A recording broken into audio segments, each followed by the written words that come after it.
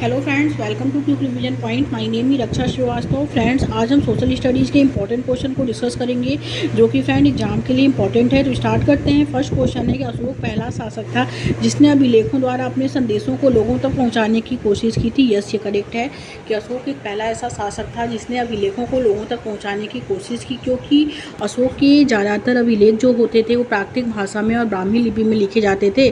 Yes, ये भी correct है। ओके, क्योंकि इसमें दोनों राइट है कि अशोक के ज़्यादातर अभिलेख प्राकृतिक भाषा में और ब्राह्मी लिपि में लिखे हुए होते थे। Okay, right answer is C. Next question देखते हैं। सही अर्थों वाले शब्द का मिलान करना। स्तूप, मंडप और शिखर। स्तूप जो होता था फ्रेंड वो क्या होता था? स्तूप जो होता था वो टीला होता था। मंडप जो होता था वो हॉल होता था। ओके, मंदिर के ऊपर जो टीला होता था उसे हम स्तूप कहते हैं।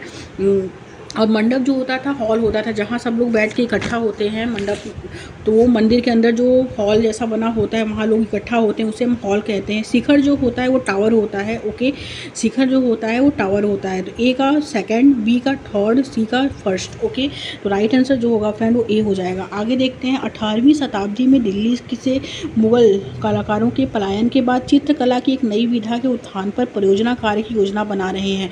तो आप 18वीं सदी में दिल्ली के से मुगल कलाकारों के पलायन के बाद चित्रकला की एक नई विधा के उत्थान पर परियोजना कार्य की योजना बना रहे हैं। आप छात्रों को किस चित्रकला की जानकारी प्राप्त करने के लिए कहेंगे?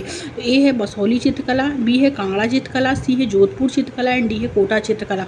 तो आप 18वीं सदी में दिल्ली से मुगल कलाकारों के पलायन के बाद चित्रकला की एक नई विधा के उत्थान पर परियोजना कार्य बना रहे हैं और परियोजना और योजना कार्य बना रहे हैं। आप छात्रों को जो है किस चित्रकला की जानकारी के लिए कहेंगे? तो कांगड़ा चित्रकला। Right answer is B. Okay, next question देखेंगे। चापाकार वास्तुकला में मेहराब की भूमिका क्या होती थी? मेहराब की जो भूमिका होती थी, ए ऊपरी ढांचे को सुंदरता देना, तो ये गलत है। सेकंड क्या है? ऊपरी ढांचे को आकृति देना, ये भी गलत है। थर्ड क्या? ऊपरी ढांचे का भार वहन करना। ओके, मेहराब की जो भूमिका होती थी चापाकार वास्तुकला में वो ये होती थी कि ऊपरी ढांचे का भार वहन करना। Right answer is C. Next question देखते हैं। तवारीख के पर दिए गए ए, बी और सी वक्तव्यों पर विचार करें और सही उत्तर का चयन करें। तवारीख के लेखक गांव में रहते थे, तो ये गलत है, क्योंकि तवारीख के लेखक गांव में नहीं रहते थे। तवारीख के लेखक जो होते थे वो दिल्ली के नगरों में रहते थे, शहरों में रहते थे। ओके, ये करेक्ट है, ये गलत है। एंड सेकंड क्या है? उन्होंने सुल्तान से पुरस्कार पाने के लिए उनके इतिहास लिखे। यस, ये करेक्ट है कि उन्होंने सुल्तान से पुरस्कार पाने के लिए इतिहास लिखे। और सी क्या है? इस लेखकों ने शासकों को सामाजिक व्यवस्था बनाए रखने की सलाह दी। यस, ये भी करेक्ट है। बी और सी क्या है? राइट है, ए गलत है। Okay, right answer is D. आगे देखते हैं। नेक्स्ट क्वेश्चन क्या है? निम्नलिखित वक्तव्य ए और बी पर विचार कर सही उत्तर का चयन करें।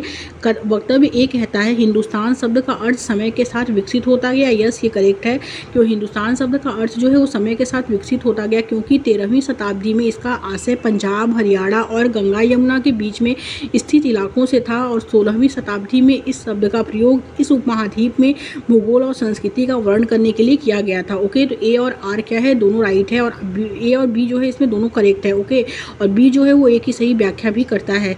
Right answer is A. आगे देखते हैं। नेक्स्ट क्वेश्चन क्या है? भारत में औपनिवेशिक प्रशासन के विषय में निम्नलिखित वक्तव्यों पर विचार करें और सही विकल्प का चयन करें। ओके, औपनिवेशिक प्रशासन के लिए जनजातियों को नियंत्रण में रखना और शासन करना सरल था। ओके, यद्यपि भी इधर उधर घूमते थे, तो ये गलत है। ओके, क्यों? तो इसमें जो औपनिवेशिक प्रशासन के लिए जनजातियों को नियंत्रण में रखना और शासन करना सरल नहीं था। ओके, ये गलत है। और वे इधर उधर घूमते रहते थे, तो ये गलत है। सेकंड क्या फ्रेंड? राज्य के लिए निरंतर राजस्व प्राप्ति के लिए अंग्रेजी प्रशासन ने भूमि नियम लागू किए। यस, ये करेक्ट है। ओके, तो इसमें राइट जो होगा वो बी वाला करेक्ट हो जाएगा। Right answer is B. आगे देखते हैं। शक्ति के पुराने केंद्रों जैसे 19वीं शताब्दी में सूरत के डहने और प्रशासन के नए केंद्रों के पैदा होने को विशहरीकरण के रूप में जो है व्याख्यायित किया गया है। Okay, right answer is B, विशहरीकरण। आगे देखते हैं फ्रेंड। बेगम रुकैया सखावत हुसैन ने मुस्लिम लड़कियों के लिए विद्यालय शुरू किए। तो ए है अलीगढ़ और दिल्ली में, बी है पटना और कलकत्ता में, सी है लखनऊ और इलाहाबाद में, एंड डी है पुणे और मुंबई में। ओके, बेगम रुकैया सखावत हुसैन ने मुस्लिम लड़कियों के लिए जो है विद्यालय शुरू किए, वो पटना और कलकत्ता में शुरू किए। Right answer is B. आगे देखते हैं। औपनिवेशिक शासक के दौरान अनुबंधित मजदूरों को बागानों में काम करने के लिए भारत से किस देश में ले जाया जाता था? तो वो ले जाया जाता था। ए है त्रिनाद, बी है ऑस्ट्रेलिया, सी है क्यूबा एंड डी है चीन। तो वो त्रिनाद में ले जाया जाता था। Right answer is A. आगे देखते हैं, निम्नलिखित में से किस समाज सुधारक द्वारा निम्न जाति की दमनात्मक स्थिति को पहली बार अमेरिका में काले दासों की स्थिति के स्वरूप जो है समरूप देखा गया है। ए है राजा राम मोहन रॉय, बी है BR अम्बेडकर, सी है ज्योतिराव फुले एंड डी है हेनरी डेरेजियो। ओके, तो निम्नलिखित में से किस समाज सुधारक द्वारा निम्न जाति की दमनात्मक स्थिति को पहली बार अमेरिका में काले दासों की स्थिति जो है के रूप में देखा गया था? तो वो देखा गया था ज्योतिराव फुले को, और इन्होंने उसी समय गुलामगिरी नामक की पुस्तक भी लिखी। ज्योतिराव फुले को हम सत्यशोधक समाज, ज्योतिराव फुले जो है वो सत्यशोधक समाज के संस्थापक भी हैं। ओके, राजा राम मोहन रॉय जो हैं वो ब्रह्म समाज के संस्थापक जो हैं वो राजा राम मोहन रॉय को माना जाता है, और BR अम्बेडकर को बसुधा समिति का अध्यक्ष माना जाता है। ओके, और हेनरी डेरेजियो जो है वो यंग बंगाल आंदोलन के जो नेता हैं वो हेनरी विविनियो डेरेजियो हैं। ओके, तो निम्नलिखित में से किस समाज सुधारक द्वारा निम्न जाति की दमनात्मक स्थिति को पहली बार अमेरिका में काले दासों की स्थिति के रूप में देखा गया? तो वो ज्योतिराव फुले को देखा गया। Right answer is C. Okay, next question देखते हैं फ्रेंड। मध्यमार्गी भारतीय नेता 19वीं सदी में किन किन तरीकों से अपना राष्ट्रीय सरोकार प्रकट करते थे? ए है प्रदर्शन और स्वराज के लिए संघर्ष, तो ये गलत है। सरकार में अधिक भागीदारी की मांग करते थे, प्रशासन का जो है भारतीयकरण करने की मांग करते थे। ओके, तो ए एंड बी क्या, बी और सी क्या है इसमें? राइट है, ए गलत है। Right answer is B. Okay, आगे देखते हैं नेक्स्ट क्वेश्चन क्या है। किन तरीकों से अमूर्त परिवर्तनवादी नेताओं ने 19वीं सदी में किन तरीकों से राष्ट्रीय सरोकार प्रकट किए? ओके, तो किन तरीकों से किए थे? फर्स्ट है इसमें बृहद सभाओं, प्रदर्शन का आयोजन और स्वराज के लिए संघर्ष। ओके, ये क्या है? ये करेक्ट है। सेकंड है फ्रेंड अंग्रेजों को भारतीयों की स्वतंत्रता की मांग से अवगत कराना और आदर देने के लिए उन पर दबाव बनाना, तो दबाव बनाने ये गलत है। ओके, एंड सी है विधानमंडलों में अधिक प्रतिनिधित्व की मांग करना, ये भी गलत है। तो इसमें राइट जो होगा फ्रेंड, किन तरीकों से अमूर्त परिवर्तनवादी नेताओं ने 19वीं सदी में किन किन तरीकों से राष्ट्रीय सरोकार प्रकट किए? तो वो है फ्रेंड इसमें बृहद सभाओं, प्रदर्शनों का आयोजन और स्वराज के लिए संघर्ष। Right answer is A. आगे देखेंगे भारत का पहला उप प्रधानमंत्री कौन था? तो भारत का पहला उप प्रधानमंत्री जो था फ्रेंड वो सरदार वल्लभ भाई पटेल थे। ओके, सरदार वल्लभ भाई पटेल को हम लौह पुरुष के नाम से भी जानते हैं। ओके, और नेक्स्ट क्वेश्चन देखते हैं। नेक्स्ट क्वेश्चन क्या है फ्रेंड्स? क्षुद्र ग्रह किन ग्रहों की कक्षाओं के बीच पाए जाते हैं? क्षुद्र ग्रह जो होते हैं, ए है मंगल और बृहस्पति की कक्षाओं के बीच, बी है बृहस्पति और शनि, सी है मंगल और शनि एंड डी है शुक्र और बृहस्पति। तो क्षुद्र ग्रह किन ग्रहों की कक्षाओं के बीच पाए जाते हैं?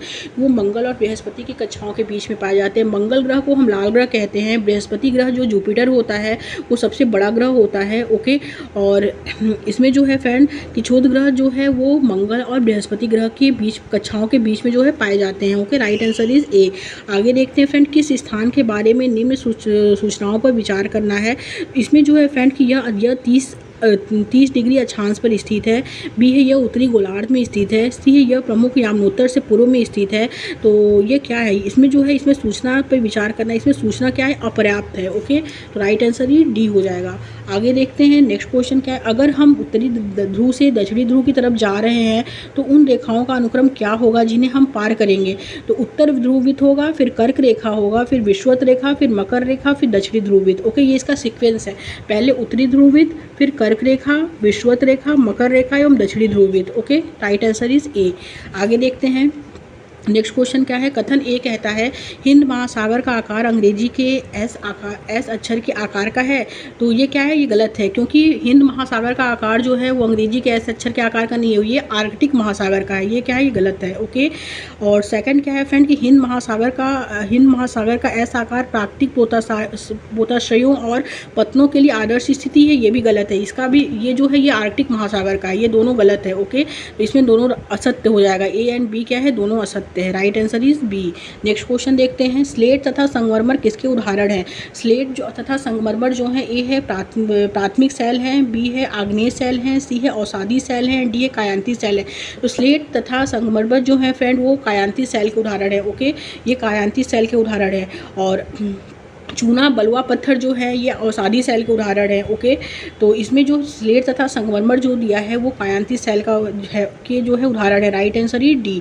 ओके, आगे देखते देखते हैं, निम्नलिखित युग्मों पर विचार करना है। चित्रोड़ सदाबहार वन जो होते हैं वो दृढ़ काष्ठ वाले वृक्ष होते हैं, तो ये गलत है, क्योंकि चित्रोड़ सदाबहार वन जो होते हैं वो दृढ़ और मृदु दोनों, दृढ़ काष्ठ भी होता है और मृदु काष्ठ वाले वृक्ष भी होते हैं। ओके, इसमें दोनों हो, ये गलत है। शंकुधारी वन जो होते हैं वो मृदु काष्ठ वृक्ष होते हैं। यस, शंकुधारी वन को हम टैगा के नाम से भी जानते हैं। इसका जो टेम्परेचर होता है 50 डिग्री से 60 डिग्री तक होता है, और इसमें ये जो होते हैं ये मृदु काष्ठ वृक्ष होते हैं। इन सॉफ्ट वुड ट्रीज यहाँ पाए जाते हैं शंकुधारी वन में। ओके, ये करेक्ट है। एंड थर्ड क्या है फ्रेंड, इसमें ये उष्णकटिबंधीय पर्णपाती वन और मृदु काष्ठ दोनों प्रकार के वृक्ष हैं, ये गलत है, क्योंकि उष्ण पर्णपाती वन में जो है वो हार्डवुड ट्रीज पाए जाते हैं। ओके, तो हार्डवुड ट्रीज जो पाए जाते हैं वो उष्णकटिबंधीय यानी ट्रॉपिकल डेसिडुअस फॉरेस्ट में वो है हार्डवुड ट्रीज पाए जाते हैं। ओके, और ट्रॉपिकल और शंकुधारी वन जो होता है वहाँ सॉफ्टवुड ट्रीज पाए जाते हैं, और चित्रोड़ सदाबहार वन जो होता है वहाँ हार्डवुड एंड सॉफ्टवुड दोनों ट्रीज पाए जाते हैं। तो इसमें राइट होगा, ओनली 2 वाला करेक्ट हो जाएगा। शंकुधारी वन जो होता है वहाँ सॉफ्टवुड ट्रीज पाए जाते हैं। Okay, right answer is B. Okay, next question देखते हैं फ्रेंड। नेक्स्ट क्वेश्चन क्या है, निम्नलिखित कथनों ए तथा बी पर विचार करें तथा सही विकल्प का चयन करना है। कथन ए कहता है उच्च वायुदाब से स्वच्छ आकाश, शुष्क व अचल मौसम बनता है। यस, ये करेक्ट है। एंड बी है वायुदाब का क्षैतिज वितरण किसी स्थान पर उपस्थित वायु के ताप द्वारा प्रभावित होता है। यस, ये भी करेक्ट है। तो ए एंड बी क्या है फ्रेंड, इसमें दोनों राइट है, और बी जो है वो ए की सही व्याख्या लेकिन नहीं है। ओके, उच्च वायुदाब से स्वच्छ आकाश, शुष्क व अचल मौसम बनता है, लेकिन वायुदाब का क्षैतिज वितरण जो होता है किसी स्थान पर उपस्थित वायु के ताप द्वारा प्रभावित होता है, तो ये भी करेक्ट है, लेकिन इसका एक्सप्लेनेशन करेक्ट ए का नहीं है। ये राइट आंसर इज बी। आगे देखते हैं, वायुमंडल में क्षोभ सीमा से मध्य सीमा की ओर बढ़ने पर तापमान क्या होता है। तापमान जो होता है फ्रेंड पहले बढ़ता है, ओके, फिर क्या होता है, घटता है। वायुमंडल में क्षोभ सीमा से मध्य सीमा की ओर बढ़ने पर तापमान पहले बढ़ता है फिर घटता है। ओके, केवल बढ़ता है तो केवल बढ़ता नहीं है, पहले घटता है फिर बढ़ता है, ये भी गलत है। स्थिर रहता है, ये भी गलत है, पहले बढ़ता है फिर घटता है। Okay, right answer is A. आगे देखते हैं, सहारा मरुस्थल में मिले गुफा चित्रों में नदियों को मगरमच्छों के साथ दर्शाया गया है। हाथी, शेर, जिराफ, शुतुरमुर्ग, भेड़, मवेशी और बकरियों को आम पशुओं के रूप में दर्शाया गया है। यह बताता है कि ये क्या है, सहारा जो है कभी हरा भरा मैदान हुआ करता था। यस, ये करेक्ट है कि ये जो दर्शाता है हाथी, शेर, जिराफ, शुतुरमुर्ग, भेड़, मवेशी, बकरी को आम और पशुओं के रूप में जो दर्शाया गया है, यह बताता है कि सहारा जो होता था, सहारा मरुस्थल जो था वो क्या था, कभी हरा भरा मैदान हुआ करता था। ओके, बी क्या है, वहाँ रहने वाले लोगों में महान कल्पना शक्ति थी, तो ये गलत है। वहाँ लोग उस क्षेत्र से प्रभावित हुए थे जहाँ वनस्पति बहुत समृद्ध थी, तो ये भी गलत है। लोग उन चीज़ों की कल्पना करते थे जो उनके पास नहीं थी, तो ये भी गलत है। सहारा कभी क्या होता था फ्रेंड, वो हरा भरा मैदान हुआ करता था। Okay, right answer is A. Next question, खनिजों एवं सेल के संदर्भ में निम्नलिखित में से कौन सा कथन सही है। तो ए है फ्रेंड इसमें कि समांतर धात्विक खनिज आग्नेय व कायांतिक सेल समूह में पाए जाते हैं। यस, ये करेक्ट है कि जो खनिज होते हैं वो आग्नेय कायांतिक सेलों में जो है पाए जाते हैं। और बी है, अगर किसी सेल में तांबा है तो उसका रंग नीला होगा। यस, ये भी करेक्ट है। और सी क्या है कि सभी खनिज अयस्क सेल नहीं है। यस, ये भी करेक्ट है। ओके, ए बी सभी खनिज अयस्क सेल नहीं है, तो ये गलत है। ओके, और डी क्या है, सभी सेल खनिज अयस्क नहीं है। ओके, तो ये क्या, ये करेक्ट है, ये उल्टा दे दिया है। ओके, तो ऊपर वाला गलत हो जाएगा, सी वाला कि सभी खनिज अयस्क सेल नहीं है, ये गलत है। सभी सेल क्या है, खनिज अयस्क नहीं है। ओके, ए बी और डी राइट हो है, इसमें राइट आंसर इज डी। आगे देखते हैं, नेक्स्ट क्वेश्चन क्या है, जनसंख्या पिरामिड के संदर्भ में निम्न में से क्या सही है। तो ए है फ्रेंड इसमें कुल जनसंख्या विभिन्न आयु वर्गों में विभाजित होती है, जैसे 5 से 9 वर्ष और 10 से 14 वर्ष इत्यादि। ये क्या, ये करेक्ट है। बी है कुल जनसंख्या का प्रतिशत, इन वर्गों में से प्रत्येक वर्ग में पुरुष और स्त्रियाँ उप विभाजित होते हैं। यस, ये भी राइट है। सी क्या है, जनसंख्या की आयु लिंग संरचना से आशय विभिन्न आयु वर्गों की केवल महिलाओं की संख्या है, तो केवल महिलाओं की संख्या इसमें नहीं है, इसमें पुरुषों और महिलाओं दोनों की संख्या है, तो ये क्या, ये गलत है। ए एंड बी राइट हो जाएगा, तो right answer is A. Next question, निम्न में से किस लैटिन शब्द का अर्थ स्थिर है? ए है इग्नस, बी है सेंटिमेंट्स, सी है मोरफोस एंड डी है लैम्पिस। तो राइट आंसर इज बी हो जाएगा सेंटीमेंट्स। ओके, सेंटीमेंट्स का जो होता है वो लैटिन शब्द जो होता है वो स्थिर होता है। Right answer is A. Okay, आगे देखते हैं। स्थानांतरित कृषि यानी शिफ्टिंग कल्टीवेशन और चलवासी पशुचारण निम्नलिखित में से किसके उदाहरण हैं? ओके, ए है फ्रेंड गहन निर्वाह कृषि के, बी है आदिम निर्वाह कृषि के, सी है मिश्रित कृषि के एंड डी है वाणिज्यिक कृषि के। ओके, तो स्थानांतरित कृषि और चलवासी पशुचारण निम्नलिखित में से किसके उदाहरण हैं? तो वो है फ्रेंड आदिम निर्वाह कृषि के उदाहरण हैं। Right answer is B. Next question, Bharat का वर्णन करने के लिए विविधता में एकता वाक्यांश किसने दिया था? तो विविधता में एकता जो दिया था वो दिया था महात्मा गांधी ने, तो ये गलत है। रविन्द्रनाथ टैगोर ने, ये भी गलत है। बंकिम चंद्र चटर्जी ने भी नहीं दिया था। University in diversity, okay, university in diversity जो दिया था वो पंडित जवाहरलाल नेहरू ने दिया था। Right answer is C. Next question देखते हैं। किसी क्षेत्र की विविधता को ऐतिहासिक और भौगोलिक कारक प्रभावित करते हैं, इस कथन के संदर्भ में निम्न में से कौन सा युग्म असंगत है? तो वो है फ्रेंड लाहौर तथा लखनऊ। ओके, ये क्या है? असंगत है। Right answer is C. Next question, भारतीय संसद में कौन सम्मिलित नहीं होता है? संसद के 3 अंग होते हैं। Okay, Rajya Sabha, upper house, lower house and president. Okay, Rajya Sabha, Lok Sabha and राष्ट्रपति। तो इसमें जो सम्मिलित नहीं है वो कौन सम्मिलित नहीं है? तो राष्ट्रपति सम्मिलित है, राज्यसभा भी सम्मिलित है, लोकसभा भी सम्मिलित है, लेकिन विधान परिषद सम्मिलित नहीं है। ओके, ये क्या? ये गलत है। तो राइट आंसर इज डी। आगे देखते हैं। निम्न में से कौन से जोड़े सम्मिलित हैं? तो जो सम्मिलित है वो कौन है? वो है हिंदुत्वाधिकार संशोधन अधिनियम 2005, महिला संपत्ति अधिकार, यस ये करेक्ट है। पंचायती राज व्यवस्था, स्थानीय स्वशासन, ये भी करेक्ट है। महिला घरेलू हिंसा संरक्षण कानून 2005, मौलिक अधिकार, ये भी करेक्ट है। ओके, हिंदुत्वाधिकार संशोधन अधिनियम कब पारित हुआ था? तो 2005 में पारित हुआ था उसमें। और दूसरा है कि महिला घरेलू हिंसा संरक्षण अधिनियम, ये भी 2005 में आया था। पंचायती राज व्यवस्था, इसका जो कार्य है वो स्थानीय स्वशासन है। महिला संपत्ति अधिकार है हिंदुत्वाधिकार संशोधन अधिनियम का। और महिला घरेलू हिंसा संरक्षण अधिनियम का जो है वो है मौलिक अधिकार। ए, बी और सी इसमें तीनों राइट है। तो राइट आंसर इज ए। आगे देखते हैं।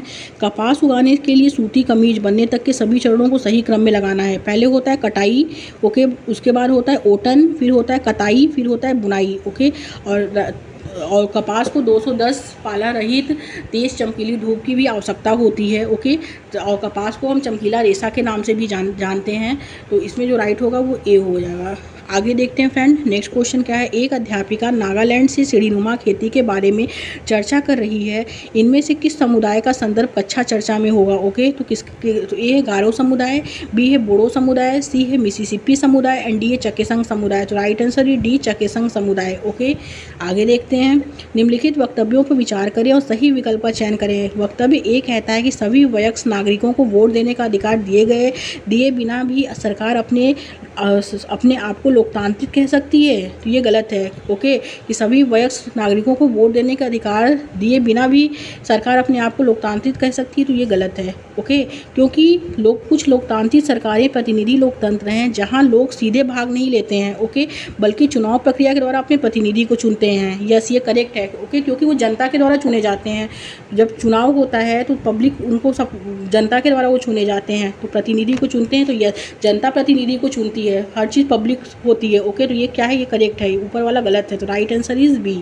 आगे क्या है फ्रेंड? नेक्स्ट क्वेश्चन क्या है। एक गरीब आदिवासी परिवार की 27 वर्षीय लक्ष्मी ने बदलाव की शुरुआत की है। वह उत्तर रेलवे की पहली महिला इंजन ड्राइवर है। उसने कई कठिनाइयों को पार किया और इलेक्ट्रॉनिक्स में डिप्लोमा हासिल करने के लिए कड़ी मेहनत की है। उसने पॉलिटेक्निक्स में मोटरसाइकिल की सवारी की और इंजन ड्राइवर बनने का फैसला लिया है। वह निश्चित रूप से क्या करती है? वो क्या है? वो रूढ़िवादिता को तोड़ रही है। ओके, वो क्या कर रही है? वो रूढ़िवादिता को तोड़ रही है। तो राइट आंसर इज ए। आगे, अगर एक राज्य सरकार एक निर्णय करती है दूसरे राज्यों से लोगों के प्रवास को अनुमति नहीं देगी, तो यह किस मौलिक अधिकार का उल्लंघन हुआ है? तो ए है समानता का अधिकार, बी है स्वतंत्रता का अधिकार, सी है शोषण के विरुद्ध अधिकार एंड डी है संवैधानिक उपचारों का अधिकार। तो अगर एक राज्य सरकार एक निर्णय करती है कि दूसरे राज्यों में लोगों को प्रवास को अनुमति नहीं देगी, तो यह किस मौलिक अधिकार का उल्लंघन होगा? तो ये स्वतंत्रता के अधिकार का क्या होगा? उल्लंघन होगा। Okay, right answer is B. Next question. मौलिक अधिकारों की किस धारा के अंतर्गत किसी व्यक्ति की गिरफ्तारी या उसकी हिरासत के दौरान उसे दुर्व्यवहार नहीं किया जा सकता है? तो किस धारा के अकॉर्डिंग? तो वो है फ्रेंड आर्टिकल आर्टिकल 22, ओके। और आर्टिकल 22 के अकॉर्डिंग मौलिक अधिकार की जो धारा है आर्टिकल 22, उसमें व्यक्ति की गिरफ्तारी या उसकी हिरासत के दौरान उसमें दुर्व्यवहार जो है वो नहीं किया जाता है आर्टिकल 22 में, ओके। आगे देखते हैं। भारत में न्यायपालिका के पास संसद द्वारा पारित किए गए कानूनों को खारिज करने का अधिकार है। इस अधिकार को हम क्या कहते हैं? तो न्यायपालिका के पास संसद द्वारा पारित किए गए कानूनों को खारिज करने का अधिकार है, तो इस अधिकार को हम न्यायिक समीक्षा कहते हैं, ओके। राइट आंसर जो होगा वो बी हो जाएगा। आगे देखते हैं। तवा बांध के द्वारा विस्थापित हुए लोगों के मछली पकड़ने के अधिकारों के लिए संघर्ष करने वाला मत्स्य संघ निम्न में से किस राज्य से संबंधित है? तो वो किस राज्य से संबंधित है? वो संबंधित है फ्रेंड, तवा बांध जो संबंधित है, रिलेटेड है, वो किससे रिलेटेड है? तो वो छत्तीसगढ़ से रिलेटेड है, okay. Right answer is D. आगे देखेंगे। बच्चों को स्कूल में पका हुआ भोजन उपलब्ध करने के उद्देश्य से किस राज्य में सर्वप्रथम मध्याह्न भोजन मिड डे मील योजना शुरू की गई? तो मिड डे मील योजना सबसे पहले शुरू की गई थी 2001 में, वो की गई थी तमिलनाडु राज्य में, ओके। जिसमें राइट आंसर जो होगा वो ए बी हो जाएगा, तमिलनाडु। आगे, सामाजिक विज्ञान पाठ्यक्रम की प्रगति कैसी होती है? तो वो है सामाजिक अलगाव और विघटन का अध्ययन है। तो अलगाव विघटन ये निगेटिव है, गलत। मानव संबंधों का अध्ययन है, सी क्या है? वैज्ञानिक रूप से मानव का विकास, सामाजिक और व्यक्तिगत लाभों का अध्ययन। तो सामाजिक विज्ञान पाठ्यक्रम की प्रगति जो होती है वो मानव संबंधों का अध्ययन करती है। सामाजिक विज्ञान की प्रगति कैसी होती है? वो इंटरडिसिप्लिनरी होती है, यानी अंतर विषयक विषय है, वो एक दूसरे से कनेक्टेड होता है। पहले वो history, geography, political science, economics, इससे वो कनेक्ट है। इंटरडिसिप्लिनरी यानी अंतर विषयक विषय है, ओके। भैया मानव संबंधों का अध्ययन करता है, वो एक दूसरे से कनेक्ट होता है, okay. Right answer is B. Next question क्या है? निम्नलिखित प्रश्न वे प्रश्न हैं जो अध्यापिका अपने पास से उस रणनीति को अपनाने के लिए पूछ सकती है जिससे यह सुनिश्चित किया जा सके कि सभी विद्यार्थियों के लिए पाठचर्या उपलब्ध है। कैसी उपलब्ध है? तो वो जो उपलब्ध है फ्रेंड, फर्स्ट क्या है? क्या गतिविधि के प्रकार लड़के एवं लड़कियों की रुचि को प्रतिबिंबित करते हैं? यस, ये करेक्ट है। बी है, जो गतिविधि में भाग नहीं ले सकते हैं क्या उनको अनुभव प्रदान करने हेतु या गतिविधियाँ देने के लिए वैकल्पिक साधन प्रदान किए गए हैं? यस, ये भी करेक्ट है। सी क्या है? क्या प्रयोग की गई सामग्री अधिकांश शिक्षार्थियों की पृष्ठभूमि एवं अनुभव को प्रतिबिंबित करती है? तो ये गलत है, तो ए बी राइट हो जाएगा। तो राइट आंसर इज ए। आगे देखते हैं। इनमें से कौन सी व्यू रचना उच्च प्राथमिक कक्षाओं में छात्रों को विविधता की अवधारणा पढ़ाते हुए अप्रभावशाली रहेगी? तो अप्रभावशाली क्या है? ये अप्रभावशाली क्या पूछ दिया? ये निगेटिव क्वेश्चन पूछ दिया, ओके। तो आंसर हम इसमें निगेटिव देखेंगे। तो फर्स्ट क्या है? छात्रों को पूर्व ज्ञान और अनुभवों को ध्यान में रखना है। तो पूर्व ज्ञान और अनुभव उसके ये क्या है? ये पॉजिटिव है, ओके। सहयोगात्मक एवं सहपाठी अधिगम के अवसर देना, पॉजिटिव है। स्थानीय समुदाय क्षेत्र परिभ्रमण का आयोजन करना, ये भी पॉजिटिव है। लेकिन पाठ्य पुस्तक जो होता है फ्रेंड, पाठ्य पुस्तक को हर जगह, पाठ्य पुस्तक को कभी भी इंपॉर्टेंस ज़्यादा नहीं दिया गया। ये क्या? ये निगेटिव टैग वर्ड है, ओके। तो ये राइट, ये जो हो जाएगा ये क्या है? अप्रभावशाली रहेगा। Right answer is C. आगे देखते हैं। नेक्स्ट क्वेश्चन क्या है फ्रेंड? नेक्स्ट क्वेश्चन है, निम्नलिखित में से कौन से पहलू सुस्पष्ट रूप से मूल्यांकन प्रक्रिया को सूत्रबद्ध करने के लिए बच्चों हेतु निःशुल्क एवं अनिवार्य शिक्षा अधिनियम 2009 में उल्लेखित किया गया है? तो किसमें उल्लेखित किया गया है? वो है फ्रेंड, प्रमाण आधारित प्रतिपुष्टि प्रदान करना एवं बच्चों की प्रगति के विभिन्न भागीदारों जिसमें माता पिता और अभिभावक सम्मिलित हैं को सूचित करना। तो ये गलत है। बच्चों को भय, आघात और चिंता मुक्त बनाना है तथा बच्चों को उनके विचार स्वतंत्र रूप से अभिव्यक्त करने को में सहयोग करना। यस, बाल मित्रवत और बाल केंद्रित ढंग से गतिविधियों, अन्वेषण और खोजबीन द्वारा अधिगम करना, बच्चों का समग्र विकास करना। बी सी डी राइट हो जाएगा। Right answer is C. आगे देखते हैं फ्रेंड।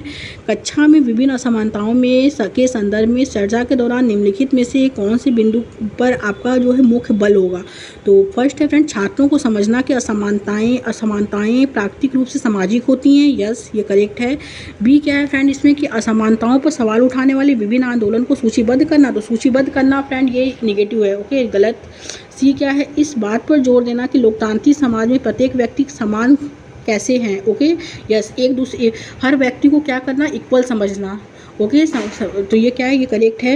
एंड सी क्या है? विभिन्न असमानताओं पर छात्रों को व्याख्यान देना। तो व्याख्यान देना, छात्रों को असमानताओं पर व्याख्यान देना, ये निगेटिव है। तो ए और सी इसमें राइट हो गया। Right answer is A. आगे देखते हैं। आप भोपाल गैस त्रासदी पर चित्रात्मक निबंध का उद्देश्यपूर्ण कक्षा शिक्षण के लिए किस प्रकार उपयोग कर सकते हैं। तो किस प्रकार? ए है छात्रों को इस त्रासदी के विषय में पढ़कर चर्चा के दौरान सीखने के लिए उत्साहित करके। बी है छात्रों से त्रासदी संबंधी और ज़्यादा चित्र संग्रह करवाकर और कॉलेज बनवाकर। तो कॉलेज बनवाकर, संग्रह करवाकर, ये क्या है? ये निगेटिव है, ये गलत है। सी क्या है? छात्रों को छोटे छोटे समूह बनाकर प्रत्येक समूह को कक्षा के समक्ष एक चित्र प्रस्तुत करने को ना, ये भी नहीं। उच्च स्वर में पाठ्य पुस्तक का, फिर पाठ्य पुस्तक आ गया, ये गलत। इसमें दिया है आप भोपाल गैस त्रासदी पर चित्रात्मक निबंध का उद्देश्यपूर्ण कक्षा शिक्षण के लिए किस प्रकार उपयोग कर सकते हैं? छात्रों को इस त्रासदी के विषय में पढ़ाकर उसके द्वारा चर्चा करके सीखने के लिए उनको क्या करके? उत्साहित करके। ये क्या है? पॉजिटिव है। Right answer is A. Okay, आगे देखते हैं। कथन ए बी पर विचार करें तथा सही विकल्प का चयन करें। कथन ए कहता है बच्चों के साथ निर्देशात्मक अंतःक्रिया कलांश स्कूल के वास्तविक अवधि से कम अवधि में होने चाहिए। यस, ये करेक्ट है। बी है गतिविधियों के नियोजन के लिए शिक्षिका को विशेष समय निकालने की जरूरत होती है। यस, ये भी करेक्ट है। ए बी राइट है। बी जो है एक ही सही व्याख्या करता है। Right answer is A. आगे देखते हैं। नेक्स्ट क्वेश्चन क्या है फ्रेंड? इनमें से कौन सा सामाजिक विज्ञान के प्रश्न आलोचनात्मक चिंतन कौशल के विकास की अधिक संभावना रखते हैं? तो कौन सा प्रश्न है? तो वो है ए है कि इनकी भूमिका बताइए। पुलिस, पब्लिक प्रोसिक्यूटर, डिफेंस वकील। तो ये गलत है। यदि कोई धार्मिक समूह कहता है कि उनका धर्म बाल हत्या की स्वीकृति देता है तो वो क्या सरकार हस्तक्षेप करेगी? यस, ये करेक्ट है।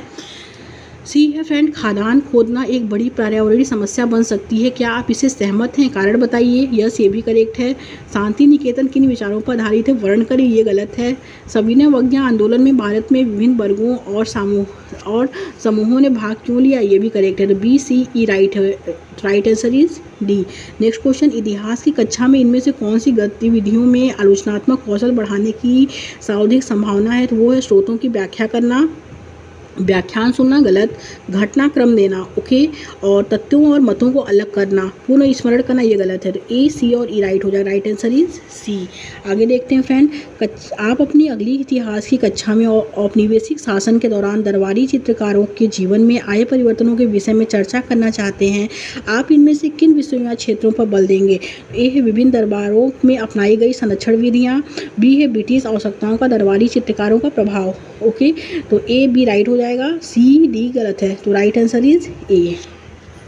आगे, सामाजिक विज्ञान शिक्षण राष्ट्रीय फोकस समूह के अनुसार निम्नलिखित में से किसे सामाजिक विज्ञान शिक्षा के लिए मुख्य चुनौती समझा जाता है? तो ए है इसे अनुपयोगवादी विषय के रूप में देखा जाता है। यह केवल सूचनाएं संप्रेषित करता है। ओके, एंड सी क्या है? चुनौती समझा जाता है। तो ए इसमें निगेटिव है। चुनौती जो मतलब निगेटिव पूछा है तो इसमें राइट ए होगा। बी होगा, ये सूचनाएं संप्रेषित करता है और इसमें सूचनाओं की भरमार है। C. Okay, A B C right हो जाएगा। Right answer is C. आगे देखते हैं। सामाजिक विज्ञान की एक अध्यापिका अपनी छात्राओं को शहरों की समस्याओं के विषय में समाचार पत्रों से लेख और पत्रिकाओं से कतरन संग्रह करने के लिए कहती है। इसके उपरांत वे इस विषय पर सूचना के आधार पर छात्राओं को उनके विचार प्रस्तुत करवाती है और चर्चा करती है। अध्यापिका ने कौन सी शिक्षा शास्त्रीय विधि का जो है उपयोग किया है? वो किया है फ्रेंड पूछताछ विधि का। Okay, right answer is A. Next question, निम्नलिखित में से कौन सा मध्ययुगीन भारतीय काल को समझने का प्राथमिक स्रोत है? तो ए अशोक का शिलालेख। बी है फ्रेंड इसमें कालिदास की अभिज्ञान शाकुंतलम। सी है रवि कीर्ति की प्रशस्ति। एंड डी है सूरदास की Sahitya Lahari. Right answer is D, Surdas की साहित्य लहरी। नेक्स्ट क्वेश्चन, परियोजना विधि का पहला चरण क्या है? वो है स्थिति बनाना। Okay, right answer is C हो जाएगा। आगे देखेंगे। निम्नलिखित में से कौन सी आकलन पद्धति छात्रों को अपने स्वयं के अधिगम को मूल्यांकित और रिकॉर्ड करने का अवसर प्रदान करती है? तो वो है अधिगम की तरह आकलन। Okay, right answer is B. आगे देखते हैं फ्रेंड। नेक्स्ट क्वेश्चन क्या है? सामाजिक विज्ञान में मूल्यांकन के उद्देश्य के विषय में कौन सा सही है? जो सही है पाठ्यक्रम पूरा करना। पाठ्यक्रम जो होता है फ्रेंड हर जगह वो निगेटिव है। पाठ्यक्रम, केवल, सिर्फ, ये सब जो होते हैं टोटली निगेटिविटी वर्ड होते हैं। ओके, ये क्या है? ये गलत है। बी क्या है फ्रेंड? छात्रों को सतत प्रतिपुष्टि देना। यस, उनको फीडबैक देना। सतत छात्रों के ज्ञान व योग्यता का मापन करना। यस, ये भी करेक्ट है। शिक्षा शास्त्रीय व्यू रचना को पुष्ट करना। यस, ये भी करेक्ट है। बी सी डी राइट हो जाएगा। Right answer is B. आगे देखते हैं फ्रेंड्स। निम्नलिखित में से कौन से पहलू सुस्पष्ट रूप से मूल्यांकन प्रक्रियाओं को सूत्रबद्ध करने के लिए बच्चों हेतु निःशुल्क एवं अनिवार्य शिक्षा अधिनियम 2009 में उल्लेखित किए गए हैं? वो है फ्रेंड बच्चों के ज्ञान, अंतःशक्ति और प्रतिभा को बनाना, शारीरिक एवं मानसिक क्षमताओं का अधिगम सीमा तक विकास करना और बच्चों को भय, आघात और चिंता मुक्त बनाना तथा बच्चों को अनेक विचार स्वतंत्र रूप से अभिव्यक्त करने को कहना में सहयोग करना। डी क्या है, पता करना कि किस समस्या तक पाठचर्या, फिर पाठचर्या आ गया, ये क्या है फ्रेंड, ये गलत है। ओके, तो ए, बी और सी इसमें राइट हो जाएगा। Right answer is A. आगे देखते हैं नेक्स्ट क्वेश्चन क्या है। आखेटक खाद्य संग्राहक एक स्थान से दूसरे स्थान पर क्यों जाते रहते थे? वे वर्तमान में हमारे आवागमन के कारण किस प्रकार समानता विभिन्नता रखते थे? यह प्रश्न छात्रों की किस योग्यता का आकलन करता है? तो वो करता है फ्रेंड अनुभव पर तर्क व तुलनात्मक समझ का। बी है कल्पना शक्ति, कल्पना और स्थिति में अनुमान लगाने का, तुलनात्मक उत्तर देने और सृजनात्मकता का। डी है तर्क सहित व्याख्या और लेखन कौशल का। बी, सी, डी राइट जो है इनकरेक्ट है। करेक्ट क्या है फ्रेंड, वो ए है कि अनुभव पर तर्क व तुलनात्मक समझ का। Right answer is A. आगे देखते हैं निम्नलिखित में से कौन से प्रश्न ज्ञानात्मक प्रक्रिया के सृजन पहलू का आकलन करते हैं? ओके, वो कौन से हैं? किस निजी स्वास्थ्य देखभाल सुविधाएं सरकारी अस्पताल में उपलब्ध स्वास्थ्य देखभाल सुविधाओं की अपेक्षा महंगी हैं? क्या आप इस कथन से सहमत हैं? समझाइए। बी है फ्रेंड, तो ये गलत है। बी क्या है, भारत में एक प्रदेश का चयन करें और उसकी विविधता को प्रभावित करने वाले ऐतिहासिक एवं भौगोलिक घटकों की पड़ताल जांच करें और प्रस्तुतिकरण बनाएं। यस, ये राइट है। सी क्या है फ्रेंड इसमें कि आपके इलाके में कूड़ा कैसे इकट्ठा किया जाता है, आप किन तरीकों से व्यक्ति को सुरक्षा प्रदान कर सकते हैं, ये भी करेक्ट है। एंड डी है फ्रेंड इसमें कि नगर निगम के काम के 4 तरीकों को सूचीबद्ध करें जिनसे नगर निवासियों के जीवन का असर पड़ता है। तो ये गलत है। आप मछुआरे के परिवार के सदस्य हैं और नाव के इंजन को खरीदने के लिए ऋण की आवश्यकता है, बैंक प्रबंध को अधियाचन पत्र लिखें। तो ये करेक्ट है। बी, सी और ई राइट हो जाएगा। Right answer he D. Next and last question देखते हैं। आप कक्षा में विविधता एवं समानता पढ़ाने के लिए योजना बना रहे हैं। आप व्यक्ति अध्ययन के द्वारा यह जांचना चाहते हैं छात्र संकल्पनाओं को समझे हैं कि नहीं। आप आकलन के तौर पर करेंगे रचनात्मक आकलन, सारांशित आकलन, नैदानिक आकलन, पोर्टफोलियो आकलन। तो आप कक्षा में विविधता एवं समानता पढ़ाने के लिए योजना बना रहे हैं। आप व्यक्ति अध्ययन के द्वारा यह जांचना चाहते हैं कि छात्र संकल्पनाओं को समझे हैं कि नहीं। आप आकलन के तौर पर रचनात्मक आकलन करेंगे। राइट आंसर जो होगा वो ए हो जाएगा। Okay, thank you friends.